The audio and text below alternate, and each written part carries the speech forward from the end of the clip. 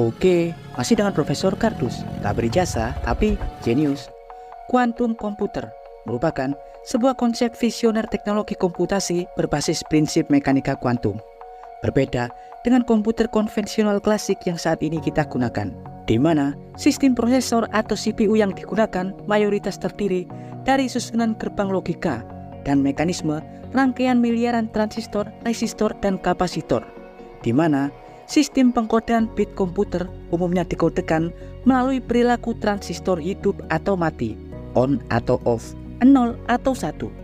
Hal yang jauh berbeda dengan komputer kuantum, di mana prosesor atau CPU komputer kuantum tak lagi menggunakan komponen-komponen seperti halnya transistor, kapasitor, atau resistor, melainkan menggunakan chips khusus kuantum. Ada dua jenis komputer kuantum. Yang pertama adalah kuantum komputer fotonik yang bekerja dengan mekanisme interferensi gelombang partikel cahaya foton. Dan yang kedua adalah komputer kuantum qubit yang bekerja dengan menggunakan bit kuantum untuk sistem pengkodean. Dan untuk lebih jelasnya, silakan teman-teman simak dalam konten Profesor Kardus sebelumnya. Ketik saja di kolom pencarian YouTube dengan kata kunci bagaimana komputer kuantum bekerja dan beroperasi. Tapi yang akan Profesor Kardus bahas kali ini adalah tentang pengembangan eksperimental yang dilakukan oleh beberapa ilmuwan gabungan dari Universitas Manchester, Inggris dan Universitas Melbourne tentang material silikon ultramurni yang berhasil disintetik dan direkayasa, di mana menurut para ilmuwan keadaan super silikon ultramurni tersebut kadang-kadang memiliki keandalan yang luar biasa jika diaplikasikan untuk bahan dasar chips qubit komputer kuantum. Bahkan disebutkan dapat memberi daya efisiensi untuk pengaplikasian komputer kuantum jutaan qubit. Juga dapat memperpanjang durasi koherensi kuantum. Koherensi kuantum adalah pola perubahan sistem atau kemampuan komputer kuantum yang sedang berjalan. Saat ini, komputer-komputer kuantum riset eksperimental memiliki ketidakstabilan proses sistem kuantum atau dekoherensi kuantum yang cukup besar.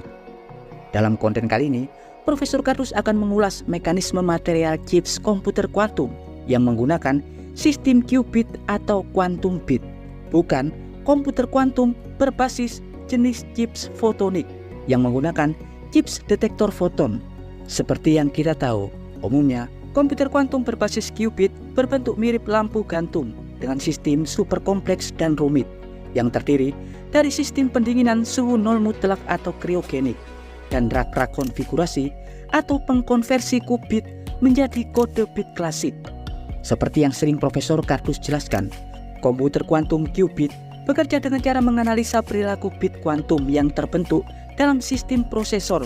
Iya, wujud bit kuantum layaknya ion, elektron, atau partikel kuantum fundamental lainnya yang memiliki perilaku keadaan superposisi.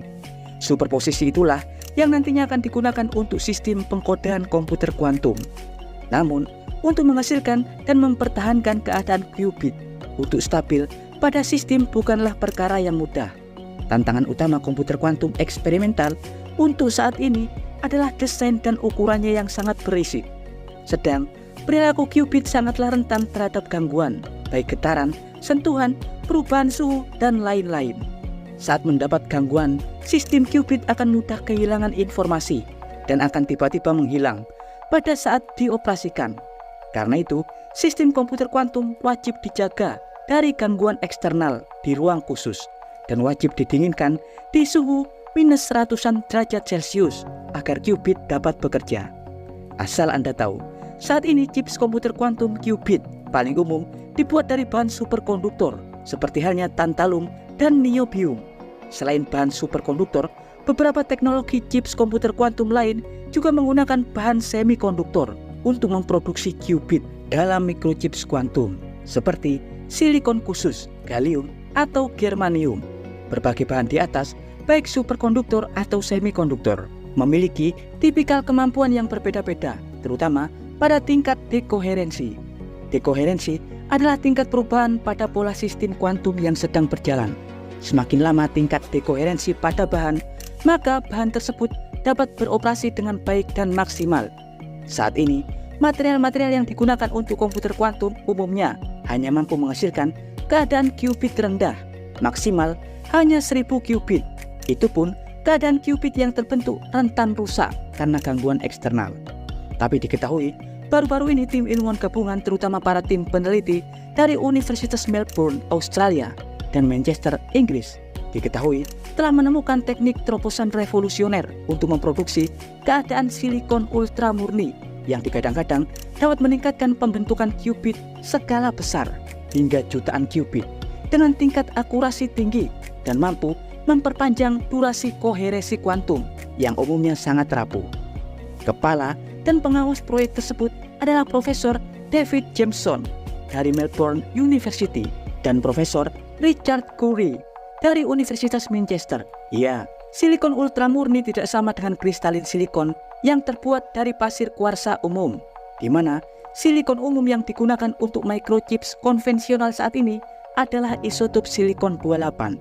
Sedang silikon ultra murni dibuat khusus dengan cara menembakkan sinar pengion berkecepatan tinggi pada isotop silikon 28 pada perangkat akselerator khusus. Proses implantasi atau pemaparan ion berkala tersebutlah yang akhirnya akan membuat keadaan isotop silikon 28 jauh lebih murni, yang membuat keadaan isotop silikon 29 yang berjumlah 4,5% di dalamnya akan menjadi hanya 0,0002%. Diketahui menghilangnya kandungan silikon 29 pada silikon 28 akan membuat keadaan struktur kristal dan allotrope silikon jadi super stabil dan lebih murni atau bersih. Hal ini sangat baik untuk digunakan dalam merekayasa jumlah qubit dengan cara menanamkan atau mendoping atom-atom fosfor ke struktur kristal silikon ultra murni. Keadaan ini digadang-gadang akan dapat menciptakan struktur qubit hingga 1 juta qubit, bahkan jauh lebih tinggi daripada qubit yang saat ini dapat tercipta, yakni 1000 qubit saja. Selain itu, kondisi kemurnian kristal juga dapat memperpanjang koherensi kuantum dan dapat meminimalisir resiko kegagalan operasi yang jauh lebih kecil. Temuan ini akhirnya diterbitkan pada jurnal ilmiah Nature pada 6 Mei 2024. Ya, dan berikut informasi singkat dari Profesor Cardus tentang penciptaan material silikon ultra murni untuk chips komputer kuantum masa depan. Jangan lupa like, subscribe, dan tekan tombol lonceng di channel Profesor Cardus. Tak berijasa, tapi genius. Profesor Cardus dari Universitas Melbourne mengabarkan.